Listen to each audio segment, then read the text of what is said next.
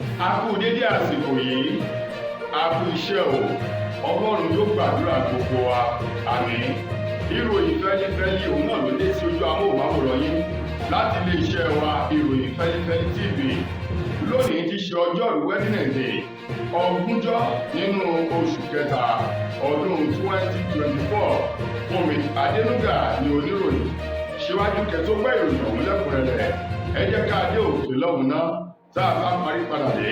káwá máa tẹ̀síwájú nínú ìròyìn Feli-feli. Ẹ kú ìkàlẹ̀.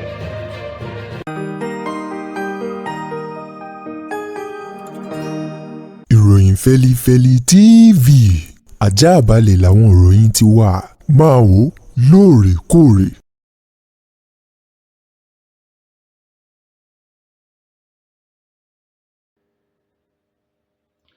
Ẹ káàbọ̀ padà, ìròyìn Feli-feli ọ̀hún rèé lẹ́kùnrẹ́rẹ́. Ìjọba àpapọ̀ orílẹ̀-èdè wa Nàìjíríà ni wọ́n ti gbé ìgbésẹ̀ akin báyìí nípa fífi orúkọ àwọn tí wọ́n jẹ́ agbésùnmọ̀mí, àwọn tí wọ́n jẹ́ igi lẹ́yìn ọgbà fún àwọn oníṣẹ́ ibi agbésùnmọ̀mí lórílẹ̀-èdè Nàìjíríà, fífi orúkọ wọn léde fún gbogbo ọmọ aráyé kí wọ́n lè rójú aṣebi. Ìjọba àpapọ̀ tí wọ́n gbé ìgbésẹ̀ náà níbi tí wọ́n ti ní ó tó àwọn ènìyàn 15 tó fi máa aládàáni àti àwọn ẹgbẹ́ kan èyí tí wọ́n so pàpọ̀ láti máa dárúgúdù wàhálà alẹ̀ ohun làásìgbò lórílẹ̀-èdè Nàìjíríà. Wọ́n ní ọ̀pọ̀lọpọ̀ àwọn ìkọlù abàmì èyí tó ṣẹlẹ̀ tó ń mú ọ̀pọ̀lọpọ̀ ẹ̀mí lọ pẹ̀lú bí àwọn agbésùnmọ̀mí, àwọn oníṣẹ́ ibi agbébọn rìn bí wọ́n tún ṣe ń jí àwọn ènìyàn kó lórílẹ̀-èdè Nàìjíríà. Wọ́n ní kò ṣẹ̀yìn àwọn ènìyàn kan èyí tó jẹ́ pé wọn ní ìbẹ̀rù Ọlọ́run, bẹ́ẹ̀ sì ni wọn ò rọ́jú àti sùn ọjọ́ alẹ́ wọn o. Gẹ́gẹ́ bí ìròyìn ti jáde láti ilé-iṣẹ́ ọ́fíìsì ẹni tó jẹ́ olùdájọ́ àgbà lórílẹ̀-èdè wa Nàìjíríà, pẹ̀lú mímọ̀ sí àti ìfọwọ́sí ààrẹ torílẹ̀-èdè wa Nàìjíríà láti fi orúkọ àti àwọn ènìyàn ọ̀hún láti fi orúkọ wọn léde.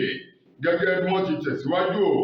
wọ́n ṣe díẹ̀ nínú orúkọ ọ̀hún èyí tó tó 15 ní ara àwọn ènìyàn ọ̀hún ni wọ́n ti ní lára àwọn ìkọlù èyí tó wáyé lójú òpópónà márosẹ̀ ìpínlẹ̀ Kaduna sílùú Àbújá. Àwọn ènìyàn ọ̀hún wọ́n lọ́wọ́ sí bákan náà ìkọlù èyí tó wáyé lọ́dún 2022 ní ilé ìjọsìn kan èyí tó wà nílùú Ọ̀wọ̀ lónú oṣù kẹfà ọjọ́ 5. Wọ́n ní àwọn ènìyàn wọ́n túmọ̀ sí pẹ̀lú àwọn iṣẹ́ ibi mìíràn eléyìí tí àwọn ènìyàn náà tí wọ́n yàn láàyò. Gẹ́gẹ́ bí wọ́n ti sọ àwọn ènìyàn ọ̀hún díẹ̀ rèé nínú orúkọ wọn. Níbẹ̀ láti rí ènìyàn kan èyí tí wọ́n pè ní Túkọ̀ Màmú, eléyìí tí wọ́n ní òun jẹ́ ògbóǹtarìgì lára àwọn tí wọ́n jẹ́ igi lẹ́yìn ọgbà fún àwọn agbésùnmọ̀mí oníṣẹ́ ibi. Bákan náà ìjọ kan rèé eléyìí tí wọ́n pè ní Ansarul Islamiyya, èyí tí wọ́n ní wọ́n tún ní ìfọwọ́sowọ́pọ̀ pẹ̀lú Al-Qaeda Islamic Maghreb. Wọ́n ní àwọn wọ̀nyí ni wọ́n tún jẹ́ àwọn oníṣẹ́ ibi mìíràn. Bákan náà ni wọ́n tẹ̀síwájú pẹ̀lú orúkọ kan tí wọ́n pè ní Islamic State of West Africa Province, èyí tí wọ́n ní ISWAP ti Ọ̀kẹ́nẹ̀. Wọ́n ní àwọn náà wà ńbẹ̀. Àwọn wọ̀nyí ni wọ́n ní àtọ́dún 2012 ni wọ́n ti rápálá wọ orílẹ̀-èdè Nàìjíríà pẹ̀lú orúkọ kan tí ó gbajúmọ̀ tí wọ́n pè ní Boko Haram, tó sì jẹ́ pé láti ìgbà náà ni wọ́n ti ń ṣọṣẹ́ lákòótán nínú ọ̀rọ̀ ìjọba àpapọ̀. Ó ní ẹlẹ́ṣẹ̀ kan kò ní lọ láì jìyà rẹ̀, bẹ́ẹ̀ sì ni kò sẹ́ni tó kọjá òfin. Ó ní lásìkò tí wọ́n ti wá fi orúkọ wọn èyí tó tó bí 15 léde báyìí, ó ní gbogbo pátá ni wọ́n rí dájú pé wọ́n jẹ ìyà wọn lájẹkùn bó ti tọ́ àti bó ti yẹ lábẹ́ òfin. Gẹ́gẹ́ bí ìmọ̀ ìjìnlẹ̀ ìwádìí bí ìjọba àpapọ̀, ìjọba ìpínlẹ̀ àti àwọn ìjọba ìbílẹ̀ gbogbo tùbútùrú orílẹ̀-èdè Nàìjíríà bí wọ́n ti ń pín owó tí ń lóṣooṣù, ni wọ́n ní ó ti gbé gọbọi sókè ju bí owó ọ̀hún bí wọ́n ṣe ń pín lọ láàrin ọdún 2022 sí ọdún 2024 èyí tá a wà nù rẹ̀ yìí. Gẹ́gẹ́ bí wọ́n ti sọ di mímọ̀, wọ́n ní lásìkò tá a wà yìí owó oṣù èyí tí wọ́n máa ń pín látòrí ìjọba àpapọ̀ lórí ìjọba ìbílẹ̀ tí wọ́n pè ní monthly allocations, ni wọ́n ní owó ọ̀hún ti lọ sí tírílíọ̀nù 10 14 náírà gẹ́gẹ́ bí wọ́n ti sọ di mímọ̀. Wọ́n ní eléyìí kò ṣẹ̀yìn ẹ̀kún owó orí epo èyí tí ìjọba àpapọ̀ lèyí kéde yíyọ rẹ̀ lọ́dún tó kọjá tó sì jẹ́ kí gbogbo nǹkan kó gbé owó lórí. Èyí tí wọ́n tún ṣe àfikún owó tí wọ́n fún àwọn ìjọba ìpínlẹ̀ àti ìjọba ìbílẹ̀ gbogbo tó fi mọ́ àwọn ẹ̀ka iléeṣẹ́ ìjọba àpapọ̀ èyí tí wọ́n ń bu owó ọ̀hún pín lóṣooṣù. Ní báyìí owó náà ni wọ́n ṣàlàyé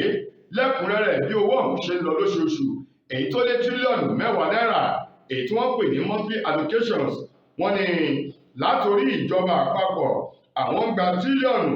ó lé 9 náírà lélẹ́yìí tó sì jẹ́ 39.7% nínú owó ọ̀hún, ní ìgbà tí àwọn ìpínlẹ̀ 36 tó ń bẹ lórílẹ̀‐èdè wa Nàìjíríà tí àwọn ìjọba ìpínlẹ̀ náà tí àwọn ń pín owó eléyìí tó tó 3.59 trillion naira èyí tí wọ́n sì ní ó tó ìdá 25 èyí tó jẹ́ bíi 35.34%, nígbà tí àwọn ìjọba ìbílẹ̀ gbogbo èyí tí wọ́n ní àwọn ìjọba ìbílẹ̀ tó ń bẹ lórílẹ̀‐èdè wa Nàìjíríà àwọn tí wọn ò tó 774 local government. Ní báyìí wọ́n ní àwọn ìjọba ìbílẹ̀ gbogbo àwọn náà ń pín owó èyí tó tó 2.56 trillion naira lélẹ́yìí tó jẹ́ pé ìdá bíi 25.2 ni àwọn náà ni wọ́n ń gbà wò nínú owó ọ̀hún. Lákòjọpọ̀ owó náà èyí tó lọ bíi tírílíọ̀nù 10 ó lé wíníwíní o. Ní báyìí wọ́n ké sí ìjọba àpapọ̀ láti tètè wá ọ̀rọ̀ tó fi ṣàdá kí ohun gbogbo kó lè padà bọ̀ sípò látàrí owó gọbọi èyí tí wọ́n ná yìí èyí tí wọ́n ló ṣe é ṣe kó ṣe àkóbá o fún ètò ọrọ̀ ajé orílẹ̀-èdè Nàìjíríà àti ìdàgbàsókè ilẹ̀ yìí. Àjọ eléyìí tó ń gbógun ti ìwà ìbàjẹ́ ṣíṣe owó ìlú kùmọ̀kùmọ̀ EFCC ẹ̀ka ti ìpínlẹ̀ Kwara àwọn mà ní wọ́n ti wọ́ àwọn ènìyàn 6 kan túrútù èyí tí wọ́n ní wọ́n hùwà gbájú rẹ̀ wọ́n ń da owó rù lórí ayélujára o nípa pípera wọn lóhun tí wọn ò jẹ́ tí wọ́n sì ń ṣe bẹ́ẹ̀ tí wọ́n ń lo jìbìtì lórí ayélujára. Ní báyìí o àjọ ọ̀hún èyí tí wọ́n kó àwọn ènìyàn 6 náà nínú àwọn ènìyàn kan tí wọ́n ní wọ́n tó 50 èyí tí wọ́n rí mú, ṣùgbọ́n wọ́n ní bíi 52 nínú wọn ló jẹ́ àwọn akẹ́kọ̀ọ́ ilé ẹ̀kọ́ gíga fáfitì èyí tó ń bẹ ní ìpínlẹ̀ Kwara tí wọ́n sì ní 6 nínú wọn ló jẹ́ ògbóǹtarìgì èyí tó jẹ́ pé iṣẹ́ ọ̀hún ó ti jìnkiri nínú ẹ̀jẹ̀ wọn o, gẹ́gẹ́ bí wọ́n ti kó wọn lọ síwájú ilé ẹjọ́ ìjọba àpapọ̀ àti wájú ilé ẹjọ́ gíga ti ìpínlẹ̀ Kwara lánàá òde yìí. Níbẹ̀ ni àwọn adájọ́ náà adájọ́ arábìnrin Evelyn Anyadipo eléyìí tó jẹ́ ti ilé ẹjọ́ gíga ti ìjọba àpapọ̀ èyí tó kalẹ̀ sí ìpínlẹ̀ Kwara. Bákan náà ní ìgbà tí adájọ́ Adébáyọ̀ eléyìí tó jẹ́ ti ilé ẹjọ́ gíga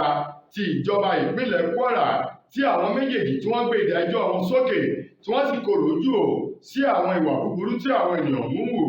Àwọn afurasí ọ̀hún tí wọ́n fi orúkọ wọn àwọn 6 náà èyí tí wọ́n fi orúkọ wọn léde o ńlá ti rí Àránṣíọlá Stephen, bákan náà Owóẹ̀yẹ Ezekiel, Idris Káyọ̀dé àti Abdulrahman Abubakar. Bákan náà láti rí Rafiu Adisa àti Rahim Monsor. Àwọn 6 wọ̀nyí ni wọ́n dá ẹjọ́ wọn o gẹ́gẹ́ bí ìwà àti ẹ̀sùn eléyìí tí wọ́n kà sí wọn lọ́rùn tí wọ́n sì ní kí wọ́n máa lọ sòsé o sínú ọgbà àpamọ́ náà títí di ìgbà tí wọ́n máa tún ẹjọ́ wọn tí wọ́n máa tún ẹjọ́ náà tí wọ́n máa tún gbé sókè o. Ṣùgbọ́n kó tó di pé wọ́n lọ àwọn adájọ́ ọ̀hún ni bíi ẹ̀rọ àgbélétan tá a mọ̀ sí laptop, ẹ̀rọ alágbèéká wọn tá a mọ̀ sí mobile phone àti àwọn ohun mìíràn tí wọ́n gbà tó fi mọ́ ọkọ̀ wípé ó ti di ti ìjọba àpapọ̀ ní gẹ́rẹ́ tí wọ́n parí ẹjọ́ náà lánàá. Lánàá òde yìí ní ilé ẹjọ́ májísírèètì tó kalẹ̀ sí Yaba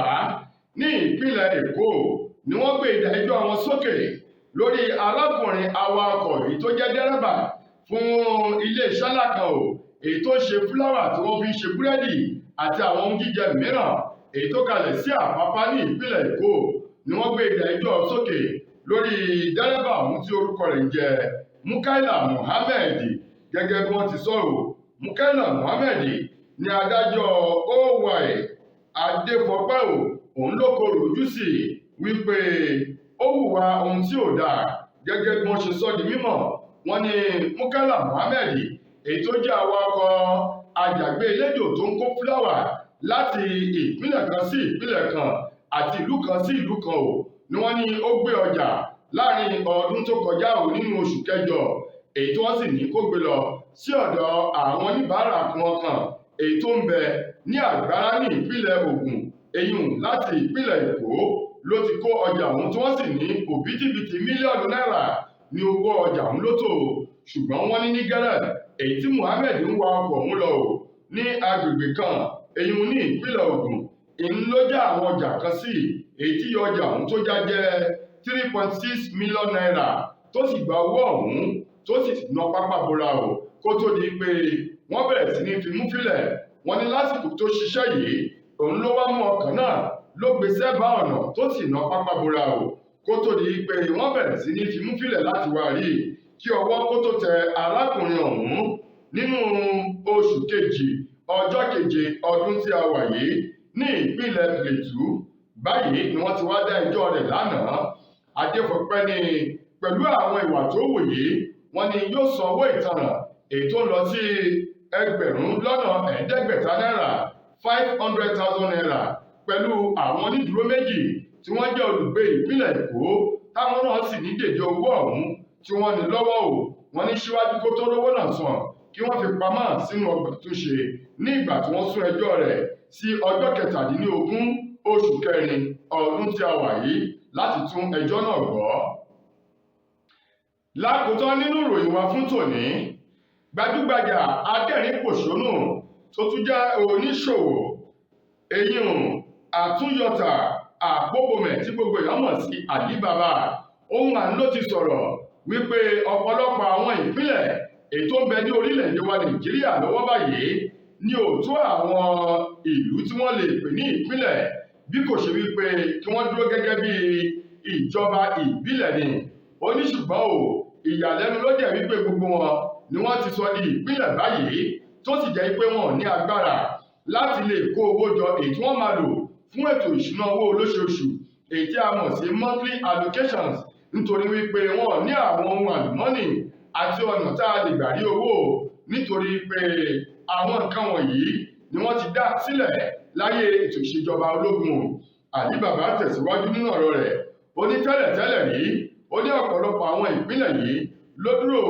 lórí igun mẹ́ta èyí tó gbé orílẹ̀-èdè Nàìjíríà dúró tá a mọ̀ sí Western Region, Eastern Region àti Northern Region kó tó rí pé ìjọba ológun wọ́n yí gbogbo rẹ̀ padà wọ́n sọ di àwọn ìpínlẹ̀ lójúnà láti lè jẹ́ kí iṣẹ́ tiwọn kó búrẹ́kẹ́ kí wọ́n tún lè fi ní ọ̀pọ̀lọpọ̀ àwọn lọ́gàálọ́gàá lẹ́nu iṣẹ́ ológun kí wọ́n lè di ipò tó dáa mú ní orílẹ̀-èdè Nàìjíríà. Alibaba ní lákòótán ó ní òun á rọ ìjọba àpapọ̀ tí wọ́n bá sì lè wá wọ̀rọ̀ tó fi ṣàdá lórí àwọn nǹkan wọ̀nyí kó lè mú àdínkù bá owó àti gbèsè èyí tí Nàìjíríà tí wọn yóò máa jẹ lóòrèkóòrè. tó ẹ̀yin ará ìròyìn Feli-feli kò ní jù báyìí lọ láti ilé iṣẹ́ wa ìròyìn Feli-feli TV títí lójúmọ́ aládẹ́tùmọ̀ aláǹfààní láti gbọ́ tó rè mí mo gbà á ládùúrà wípé ilé ò ní lé wa ọ̀nà ò ní nà wá Fúnmi Adénúgà lẹni tó mú ìròyìn wá sí ojú amóhùnmáwòrán yín ẹ ṣeun gan ni o.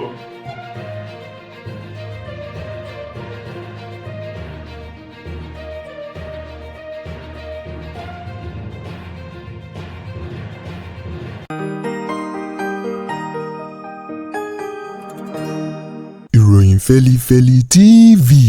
àjààbálẹ̀ làwọn ìròyìn ti wà máa wò lóòrèkóòrè.